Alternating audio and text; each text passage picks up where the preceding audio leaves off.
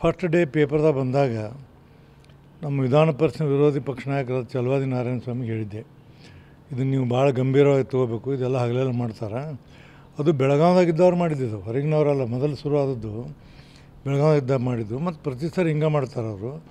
ನಮ್ಮಲ್ಲಿ ಏನಿದೆ ಅಂದ್ರೆ ಲಿಬರಲ್ ಭಾಳ ಅದ ನಮ್ಮ ರಾಜ್ಯದಲ್ಲಿ, ಎಲ್ಲಕ್ಕೂ ಅವ್ರು ಹಂಗಿದ್ರು. ನೋಡಿ, ಈಗ ನಿನ್ನೆ ಪುಣೆದಾಗ ಕಂಡಕ್ಟರ್ ಇದು ಮಾಡಿದ್ದು, ಇವೆಲ್ಲ ಅಗದಿ ಖಂಡನೀಯ. ಇವು ಒಂದು ಏನಾಯ್ತಂದ್ರೆ ಸರ್ಕಾರ ಇದಕ್ಕೆ ಗಟ್ಟಿಯಾದ ಕ್ರಮ ತೊಗೋಬೇಕು.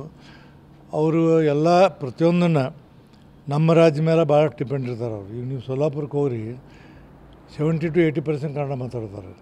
ಈ ಬೆಳಗಾವಿದಾಗ MS ಅವ್ರಿಗೆ ಉದ್ಯೋಗ ಇಲ್ಲ. ಹಿಂದೆ ನಾನು ಭಾಳ ಜೋರು ಮಾಡಿದ್ದೆ ಅವ್ರಿಗೆ. ಈಗ ಇಲ್ಲಿ ಸುವರ್ಣಸೌಧ ಆಗಬೇಕಾದ್ರೆ ನಾನು ಲಾ ಮಿನಿಸ್ಟರ್ ಇದ್ದೆ, ಅವಾಗ ಲ್ಯಾಂಡ್ ಫಾರ್ಮ್. ಇವ್ರು ಕಾಟಕ್ಕಾಗಿ ಆಗಿದ್ದು ಅದೆಲ್ಲ. ಇವರು ಇನ್ನೂವರೆಗೆ ಬೆಳಗಾವಿದಲ್ಲಿ ನಮಗೇನಂದ್ರೆ ಕೆಲವು ರಾಜಕಾರಣಿಗಳು ಅವ್ರನ್ನ ಸ್ವಲ್ಪ ಸ್ಮೂತಾಗಿ ನೋಡಬಾರ್ದು. ಯಾಕಂದ್ರೆ ಚುನಾವಣೆ ನಮಗೆ ಮುಖ್ಯ ಅಲ್ಲ, ಬೆಳಗಾವಿ ಅನ್ನೋದು ಮತ್ತು ಅಲ್ಲಿ ಜನರ ಇದು ಭಾಳ ಮುಖ್ಯ. ಹೀಗಾಗಿ ಸರ್ಕಾರ ಕಟ್ಟುನಿಟ್ಟಂಥ ಕ್ರಮ ತೊಗೋಬೇಕು. ಯಾರು ನೋಡಿ, ಆ ಪೋಸ್ಕೋ ಕಾಯ್ದೆ ಹಾಕ್ಯಾರೆ, ಸಂಬಂಧ ಇಲ್ಲ, ಅವೇನು ಅಂದೇ ಇಲ್ಲ. ಇಲ್ಲೇ ರಿಜಿಸ್ಟರ್ ಮಾಡ್ಯಾರ. ಅದಕ್ಕೆ ನೀನು ರಾಮಲಿಂಗಾರೆಡ್ಡಿ ಅವ್ರು ಹೇಳ್ಯಾರ, ಇವೆಲ್ಲ ಆಗಬಾರ್ದು. ಕರ್ನಾಟಕದ ಜನ ಭಾಳ ಏನಂದ್ರೆ ಲಿಬರಲ್ ಆಗಿರ್ತಾರೆ, ಅದ್ರ ದುರುಪಯೋಗ ಆಗಬಾರ್ದು. ಕರ್ನಾಟಕ ಸರ್ಕಾರ ಕಟ್ಟುನಿಟ್ಟಾದ ಕ್ರಮ ತೊಗೋಬೇಕು.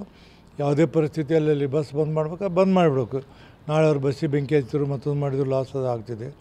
ಹೀಗಾಗಿ ಬೆಳಗಾವಿಯಲ್ಲಿ ಮೊದಲು ನಾನು ಬೆಳಗಾವಿ ಜಿಲ್ಲೆಯಲ್ಲಿ ಅಂದರೆ ಪರ್ಟಿಕ್ಯುಲರ್ಲಿ ಬೆಳಗಾವಿ, ಆಮೇಲೆ ನಿಪ್ಪಾಣಿ, ಖಾನಾಪುರ, ಇಲ್ಲಿ ಕರ್ನಾಟಕದವರು ನಾವು ಕನ್ನಡದ ಅದಿವಿಲ್ಲ ಅನ್ನೋಂಥ ಸಮಸ್ಯೆ ಬರ್ತೈತಿ. ಕನ್ನಡ ಬಂದವರು ಮರಾಠಿ ಮಾತಾಡ್ತಾರೆ ಅವ್ರು ಕೂಡ. ದುರ್ದೈವ ಏನಂದ್ರೆ ನಾವು ಟ್ರೈನಾಗ ನೋಡ್ತಿರ್ತೀವಿ, ಕೆಲವು ನಮ್ಮ ಜನರು ಅವರು ಕನ್ನಡ ಮಾತಾಡಿ ಮರಾಠಿ ಮಾತಾಡ್ತಾರೆ. ಅದಕ್ಕೆ ಬೆಳಗಾವಿಯಲ್ಲಿ ಇದನ್ನು ಭಾಳ ಗಂಭೀರವಾಗಿ ಪರಿಗಣಿಸಬೇಕು. ಬೆಳಗಾವಿ ಜನರಿಗೆ ನಾವೆಲ್ಲ ಬೆಂಬಲ ಕೊಡಬೇಕು. ಮತ್ತು ಬೆಳಗಾವಿಯಲ್ಲಿ ಏನು ಕನ್ನಡ ಪರವಾಗಿ ಹೋರಾಟ ಮಾಡ್ತಾರೆ, ಸರ್ಕಾರ ಅವ್ರಿಗೆ ಯಾವುದೇ ರೀತಿಯಿಂದ ಅನಾನುಕೂಲತೆ ಮತ್ತು ಅವ್ಯವಸ್ಥೆಯನ್ನು ಮಾಡಬಾರ್ದು. ಅವ್ರಿಗೆ ಸ್ವಲ್ಪ ಹೆಚ್ಚು ಸಹಕಾರವನ್ನು ಕೊಡುವಂಥ ಕೆಲಸ ಸರ್ಕಾರ ಮಾಡಬೇಕು.